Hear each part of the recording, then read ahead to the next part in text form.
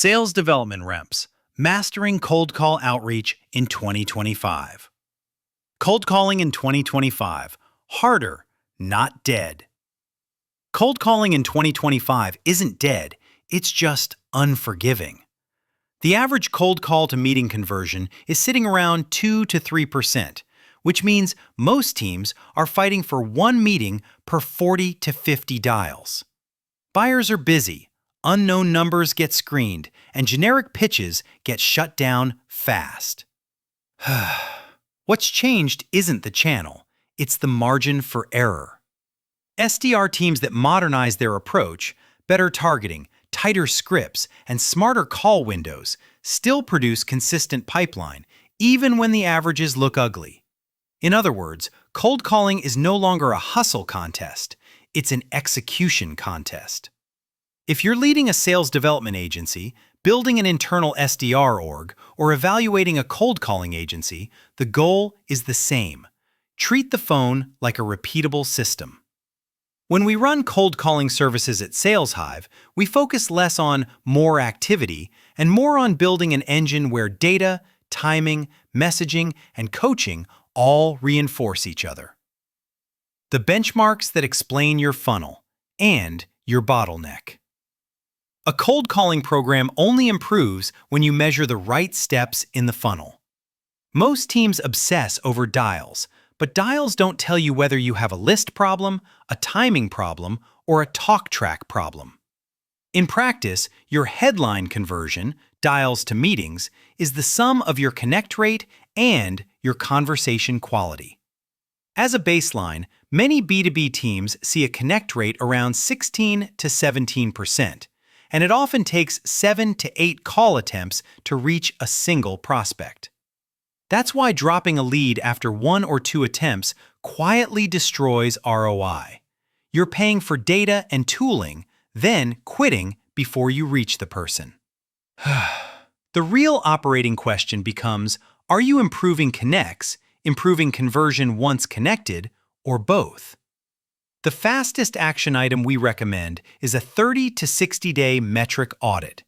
Dials per rep per day, connect rate, conversation to meeting rate, meeting to opportunity rate, and cadence completion rate.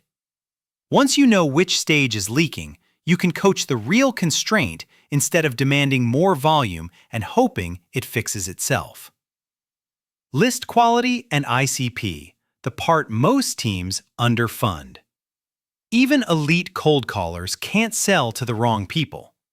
If your ICP is broad, your phone data is stale, or your titles are off, the best script in the world won't rescue your conversion.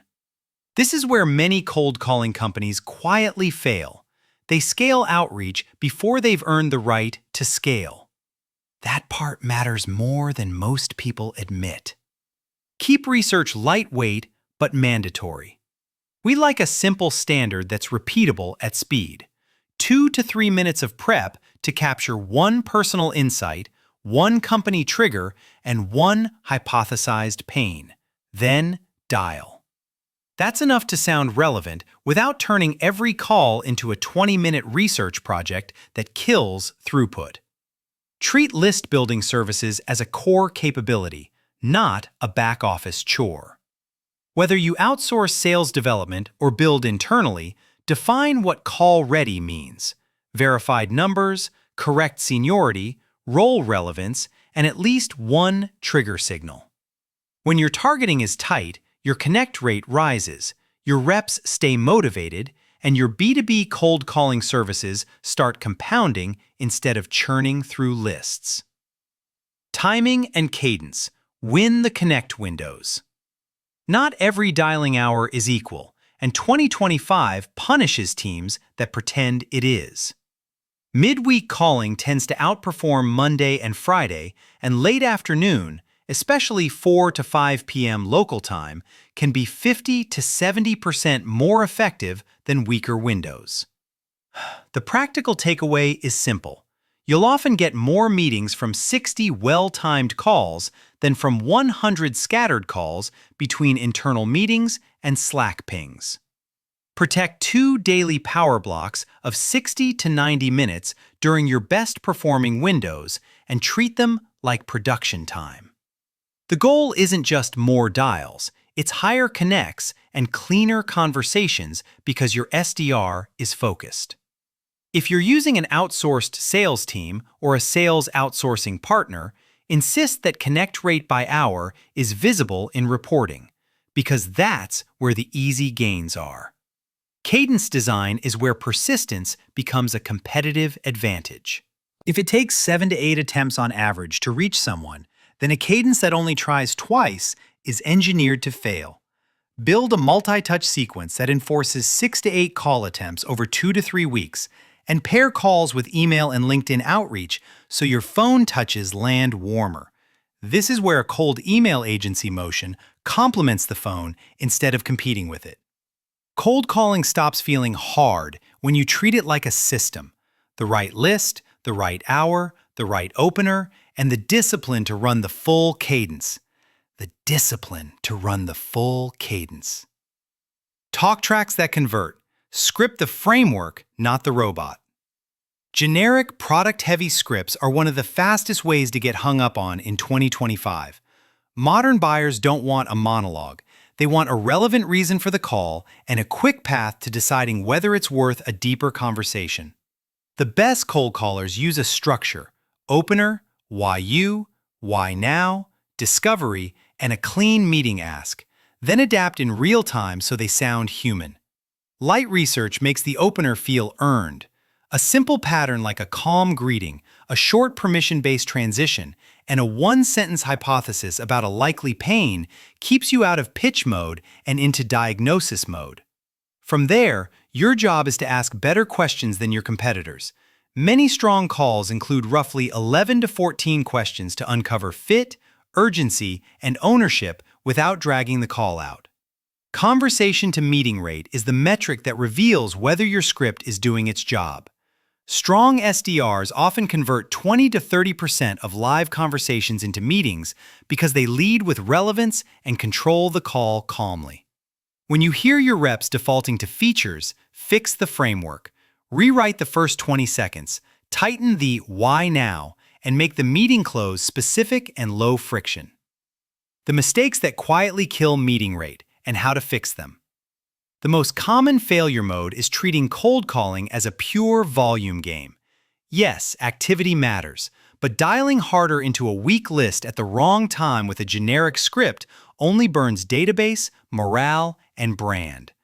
A better operating rhythm is to set realistic dial targets, often 50 to 80 dials per day with a dialer and light prep, then obsess over connect rate and meeting rate so the program improves week over week.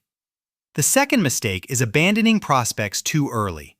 If your process doesn't enforce the full 6 to 8 attempt cadence, you're not being efficient.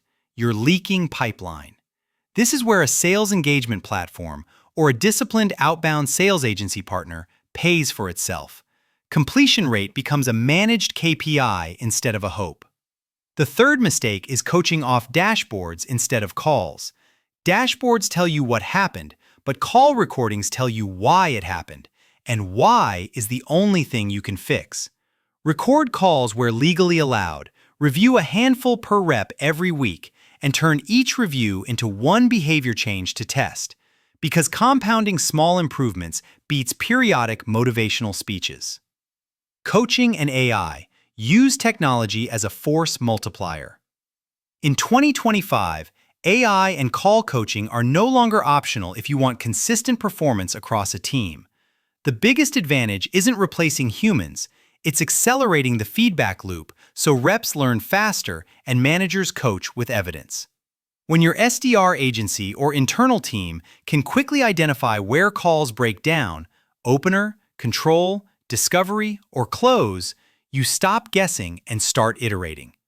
Build a weekly coaching ritual that's simple enough to sustain.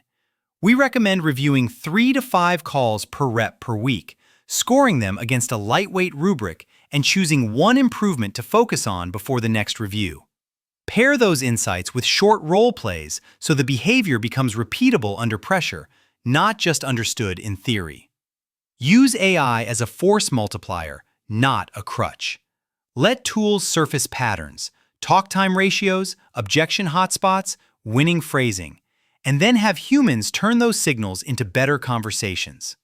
This is especially important for outsourced B2B sales and sales outsourcing programs, where rapid ramp time and consistent execution across reps is the difference between busy and productive.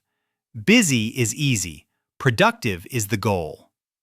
Build versus outsource, the practical next step for 2025 pipeline. At some point, every leader has to choose between building an internal team or partnering with an outsourced sales team. The right answer depends on whether you have the time, management bandwidth, and infrastructure to run a full outbound program. Data, tooling, enablement, coaching, QA, and continuous testing. If any one of those is missing, cold calling becomes expensive quickly, and it's usually not obvious until months later. If you're evaluating sales outsourcing, look past the pitch and ask for operational proof. How they define ICP, how they source and verify numbers, how they enforce cadence completion, and how they coach to calls. A strong B2B sales agency should be able to show how they improve connect rate by window, lift conversation to meeting rate with tested talk tracks, and produce consistent reporting you can trust. At SalesHive, we've built our cold calling services and multi-channel outbound motion across 1,500 plus clients and booked 117,000 plus B2B meetings since launching in 2016.